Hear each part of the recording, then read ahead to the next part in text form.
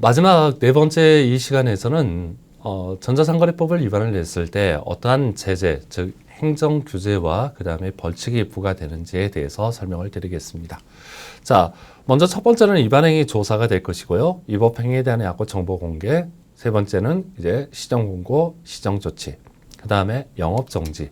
그래서 임시중지 명령, 과징금, 과태료, 벌칙, 양벌 규정의 순서로 여기서 말씀을 드리겠습니다. 먼저 첫 번째 위반행위 조사입니다. 자, 직권조사로서요. 공정거래위원회 시도지사 또는 시장, 군수, 구청장은 이 법을 위반한 사실이 있다고 인정할 때는 직권으로 필요한 조사를 할 수가 있게 됩니다. 즉 여기서 공정거래위원회뿐만 아니라 여기서 자치단체, 장도 여기서 조사를 할 수 있다는 점.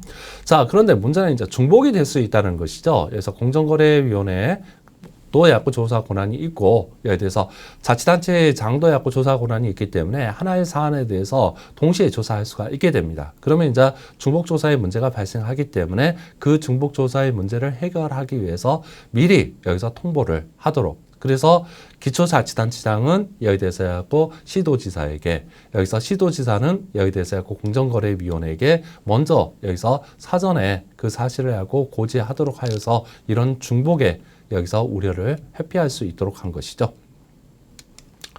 자, 그 다음에 아까 좀 전에는 여기서 직권조사였고요. 자, 두 번째로 볼 것은 여기서 위반행위하고 신고입니다. 누구든지 이 법의 규정에 위반되는 사실이 있다라고 한 때는 그 사실을 여기서 공정거래위원회, 시도지사 또는 시장, 군수, 구청장에게 신고할 수가 있게 됩니다.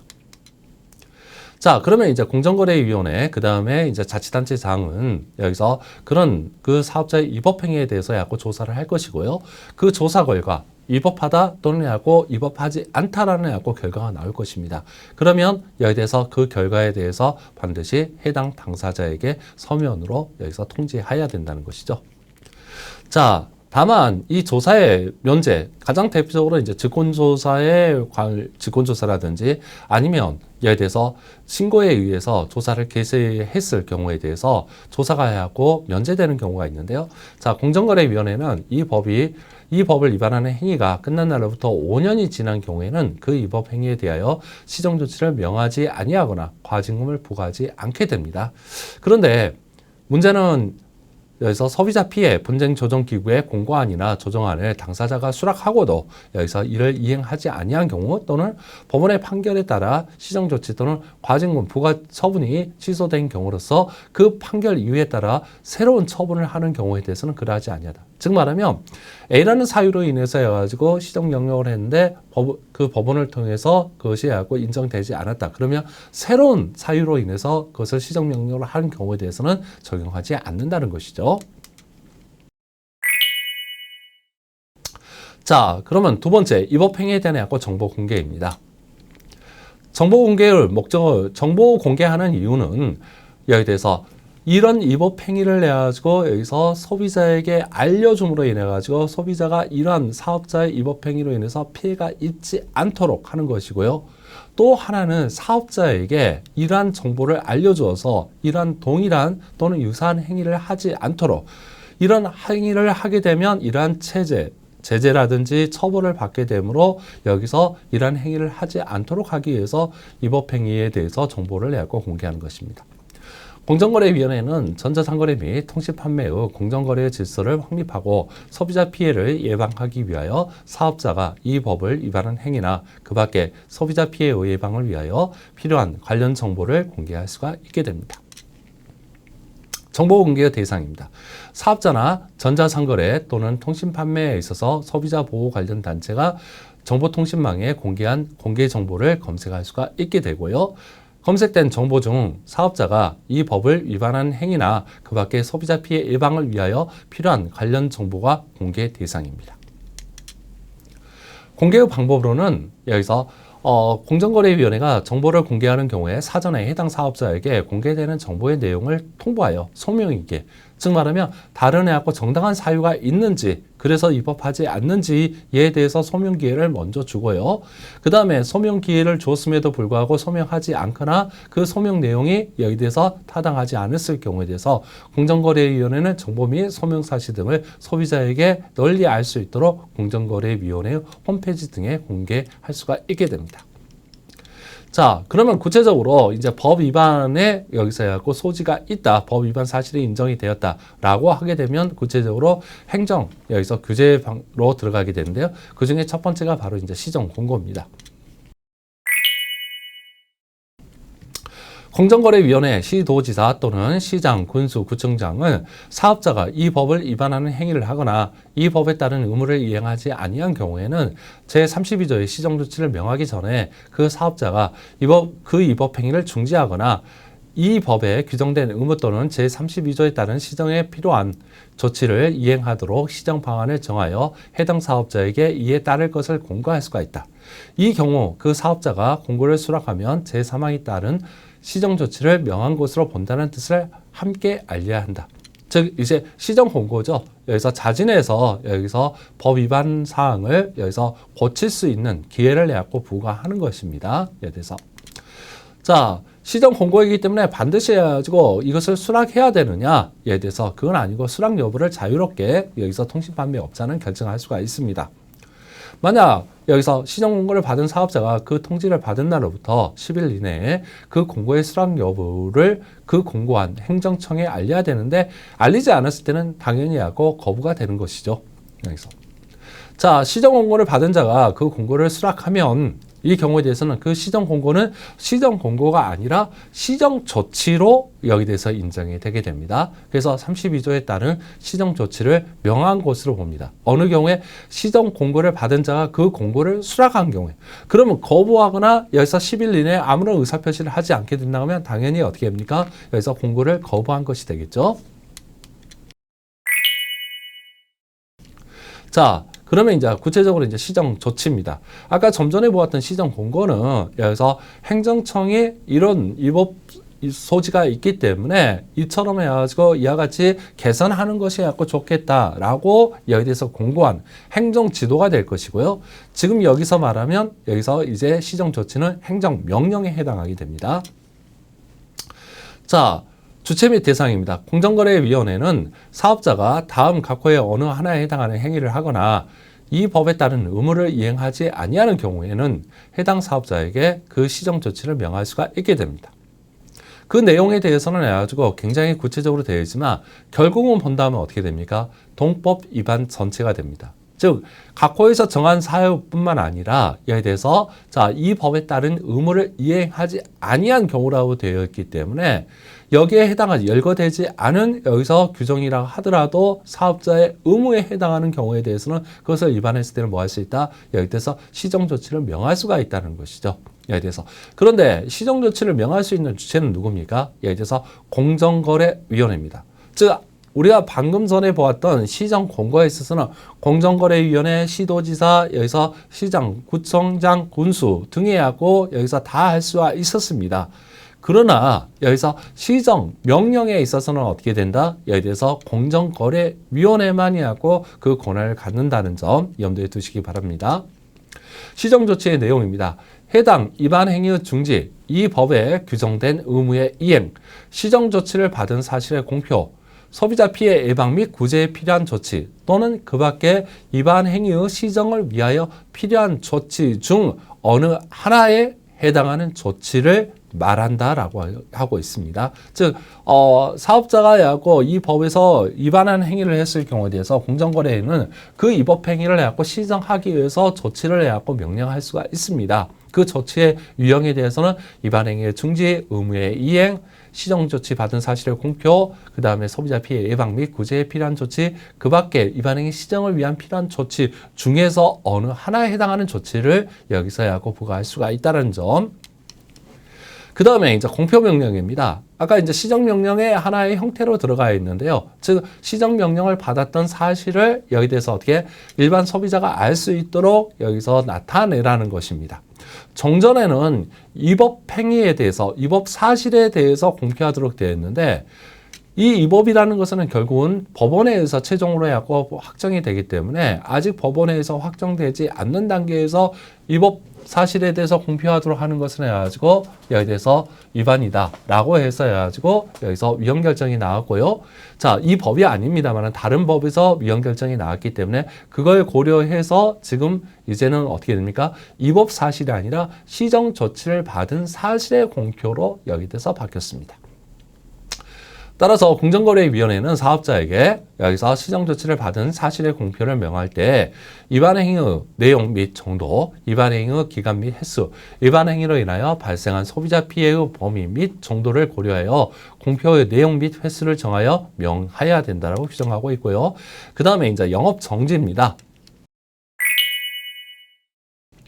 자, 영업 정지를 하기 위해서는 약간 요건이 필요한데요. 단지 가지고 법 위반을 했다라는 자체만으로서 영업 정지를 하기는 곤란합니다. 예를 들어서 그래서 이런 요건을 더 추가적으로 하고 여기서 충족을 해야 되는데요. 첫째, 시정조치 명령에도 불구하고 위반 행위가 대통령령으로 정하는 기준 이상으로 반복되는 경우. 즉 말하면 시정조치 명령이 부과되었는데도 어떻게 된다? 예를 들어서 여기 대해서 시정하지 않고 계속 반복해서 어떻게 된다? 예를 들어서 위반 행위를 한다는 것이죠. 또는 해가지고 시정조치 명령에 따른 이행을 하지 아니한 경우. 마지막으로 시정조치만으로는 소비자 피해 방지가 어렵거나 소비자에 대한 피해 보상이 불가능하다고 판단되는 경우입니다. 이 중에 어느 하나에 해당하게 되면 어떻게 된다? 여기에 대해서 이제는 1년 이하의 기간을 정해서 여기에 대해서 영업 정지를 여기서 명령을 할 수가 있다는 거.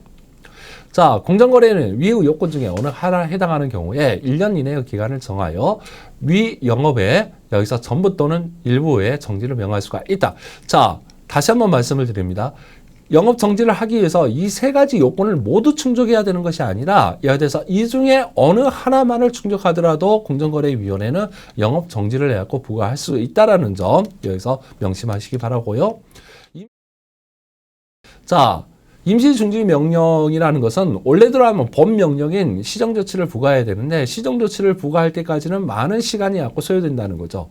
그렇다고 한다면 이 법행위가 계속 지속될 수가 있고 그로 인해서 소비자 피해가 현실적으로 발생하거나 확대될 수가 있다. 그렇기 때문에 사전적으로 어떻게 된다? 임시적으로 그 이 법의 소지가 있는 행위를 여기서 중지시키고 나중에 그 조사 등을 완료해서 법명령을 통해서 어떻게 된다? 여기에 대해서 자, 시정을 하도록 요구하는 것을 하기 위한 전 단계 조치라고 할 수가 있게 됩니다. 자, 그 대상입니다. 공정거래위원회는 전자상거래하는 사업자 또는 통신판매업자의 전자상거래 또는 통신판매가 제21조 제1항 제1호 금지 행위의 대표적인 거죠. 여기에 대해서 자, 소비자의 계약 체결을 강요하거나 청약 처리를 이제 방해하는 행위가 이제 가장 대표적이 될 것이고요. 전자상거래 또는 통신 판매로 인하여 소비자에게 재산상 손해가 발생하였고 다수 소비자에게 회복하기 어려운 손해가 확산될 우려가 있어 이를 예방할 긴급할 필요성이 인정되는 경우에는 전자상거래를 하는 사업자 또는 통신판매업자에 대하여 전자상거래 또는 통신판매 전부 또는 일부를 일시 중지할 것을 명할 수가 있다는 것입니다. 자, 그 다음에 이제 과징금인데요. 이 과징금에 대해서는 해가지고 법 위반에 대해서 그 자체로 해갖고 부과할 수 있는 과징금이 있고, 그 다음에 영업정지에 대한 해갖고 대체 여기서 제재로서 부과하는 과징금이 있는데, 이 전자상거래법에서 해갖고 여기서 규정하고 있는 과징금이라는 것은 후자. 즉 말하면 법 위반 그 자체, 가장 대표적인 이제 공정거래법에서 보게 되면 법 위반 자체에 대해서 여기서 위반 행위로 발생한 해갖고 매출액 등의 기준을 해서 어떻게 합니까? 예를 들어서 과징금을 부과하죠. 그 경우에 대해서 과징금을 해갖고 법 위반에 대해서 어떻게 합니까? 부과하는 제재의 성격이 강합니다. 그런데 여기서 말하는 것은 여기서 전자상거래법에서 규정하고 있는 과징금은 영업 정지에 대한 해갖고 대체형으로서 과징금을 부과한다는 거죠. 그렇기 때문에 영업정지를 해갖고 부과하면서 과징금을 해갖고 동시에 부과할 수는 없고요. 영업정지를 해갖고 부과할 경우에 있어서 영업정지를 부과하는 것이 해가지고 여기서 과도하다 또는 해갖고 소비자 보호에 여기서 적합하지 않다. 라고 했을 때 그때는 어떻게 영업정지 대신에 해갖고 과징금을 부과한다는 것이죠. 여기서 말하는 것은 해하고 영업정지에 대한 대체 제재로서 과징금을 의미하게 됩니다. 자, 공정거래위원회는 영업정지가 소비자 등에게 심한 불편을 줄 우려가 있다고 인정하는 경우에는 그 영업의 전부 또는 일부의 정지를 가름하여 해당 사업자에게 위반 행위 관련 매출액을 초과하지 아니하는 범위에서 과징금을 부과할 수가 있다. 여기서 자, 과징금을 부과할 때는 위법 행위로 인한 소비자 피해의 정도, 소비자 피해에 대한 사업자의 보상 노력의 정도, 위반 행위로 취득한 이익의 규모 및 위반 행위의 내용, 기간 및 횟수 등을 고려하여야 된다고 되어 있고요. 과징금 산정은 해당 위반 행위가 매출이나 소비자 피해의 발생의 직접적인 원인이 아닌 경우와 그 다음에 직접적인 원인된 경우로 여기서 구분할 수가 있습니다. 그래서 첫 번째는 예를 들어서 해당 위반 행위의 발생 시점으로부터 그 종료 시점까지의 매출액의 100분의 10에 해당하는 금액이지만 위반 행위가 특정 분야에 한정된 경우에는 해당 분야 매출액을 기준으로 하고요. 두 번째, 해당 위반 행위가 매출이 일어난 직접적 원인이 된 경우에는 해당 위반 행위와 상당 인과관계에 있는 매출액 전액이 여기서 해당하는 규정입니다. 세 번째, 해당 위반 행위가 소비자 피해의 직접적인 원인이 된 경우에 해당 위반 행위로 인하여 그 피해가 발생한 매출액 전액에 해당하는 금액이지만 다만 관련 매출액이 없거나 그 매출액을 산정할 수 없는 경우에 5천만 원을 초과하지 않는 범위 내에서 과징금을 부과할 수가 있게 됩니다. 자, 과징금을 부과했는데 과징금을 부과한 이전에 여기서 회사가 합병된 경우에 대해서는 합병에 따라서 설립된 회사에 대해서 과징금을 부과할 수 있다는 내용이 될 것이고요. 마지막으로 이제 과태료입니다. 예를 들어서 행정제재에 있어서 자, 1억 원 이하의 과태료, 그 다음에 3천만 원 이하 또는 5천만 원 이하의 과태료, 1천만 원 이하의 과태료, 여기서 500만 원 이하의 과태료가 여기 대해서 부과될 수가 있습니다.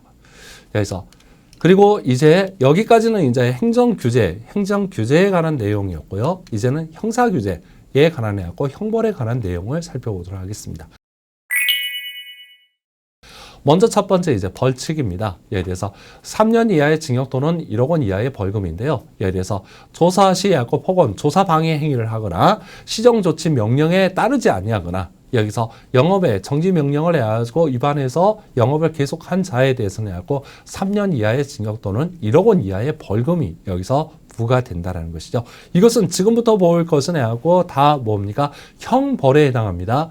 우리가 그 과태료 이전까지 내용은 행정규제의 내용이고요. 이제부터는 정가에 속하게 되는 형벌에 관한 내용을 지금 말씀을 드리는 것입니다.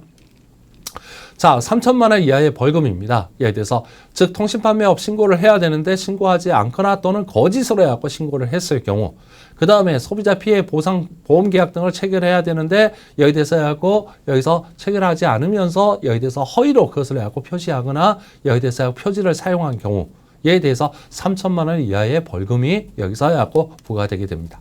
1천만 원 이하의 벌금이 부과되는 것은 사업자 신원에 관한 정보에 대해서 여기서 거짓 정보를 제공한, 허위의 정보를 제공하는 것을 말하고요. 그 다음에 거래 조건에 관해서 거짓 정보를 제공한 경우에 대해서도 1천만 원 이하의 벌금이 부과됩니다.